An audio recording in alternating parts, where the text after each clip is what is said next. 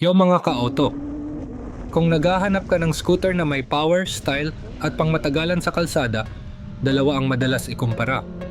Yamaha Aerox 155 at ang bagong Honda Click 160.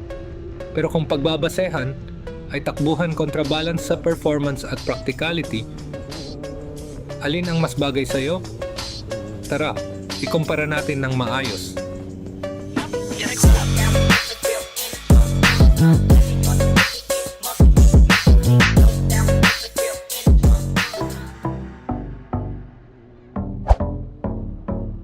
Ang Yamaha Aerox 155 ABS version ay nasa 145,000 pesos, habang ang Honda Click 160 ay 122,900 pesos.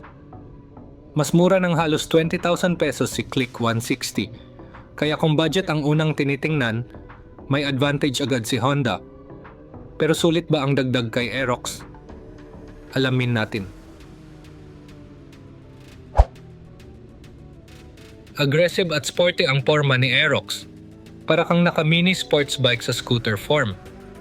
Si Click 160 naman ay mas clean-cut, modern, at may sharp edges pero hindi kasing angas ng Aerox.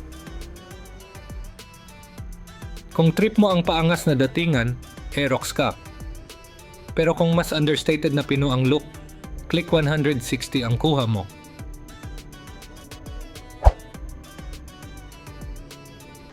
Mas relaxed at upright ang riding position ni Click 160. Mas comfortable para sa araw-araw. Si Aerox ay may semi-sport riding stance.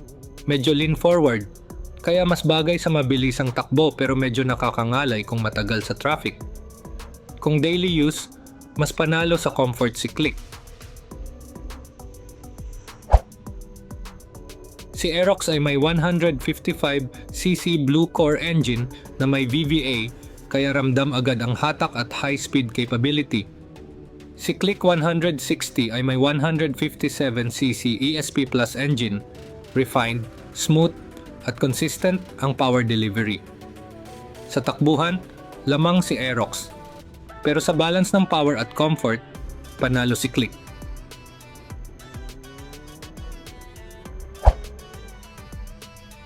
Mas matibay sa high speed ang Aerox, stable sa katawan at kurbada, pero medyo stiff ang suspension.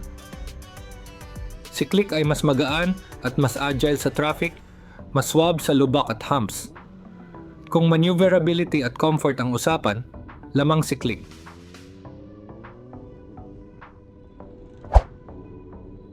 Parehong may digital panel, LED lights, at keyless system. Si Aerox may Wi-Fi Connect app para sa smartphone connectivity, habang si Click ay may idling stop system para sa dagdag tipid. Mas techy si Aerox, pero mas practical ang features ni Click para sa daily use.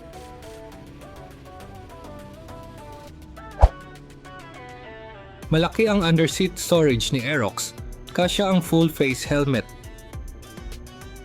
Si Click ay may sapat na storage, pero mas maliit kumpara sa Aerox.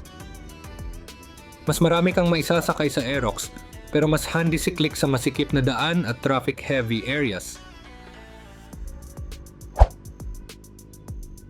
Click 160 ang mas matipid. Umaabot ng 45 to 50 kilometers per liter sa tamang paggamit, samantalang si Aerox ay nasa 40 to 45 kilometers per liter. Sa long-term na gamit at araw-araw na biyahe, mas makakatipid ka kay Click. Kung hanap mo ay scooter na pangtakbuhan, sporty, at may high-performance feel, Yamaha Aerox ang kuha mo. Pero kung gusto mo ng balance sa power, comfort, tipid, at practicality, sulit na sulit ang Honda Click 160. Piliin mo ang bagay sa lifestyle mo. Comment sa baba kung alin ang pipiliin mo, like, subscribe, at ride safe palagi mga ka-auto. Salamat sa panonood.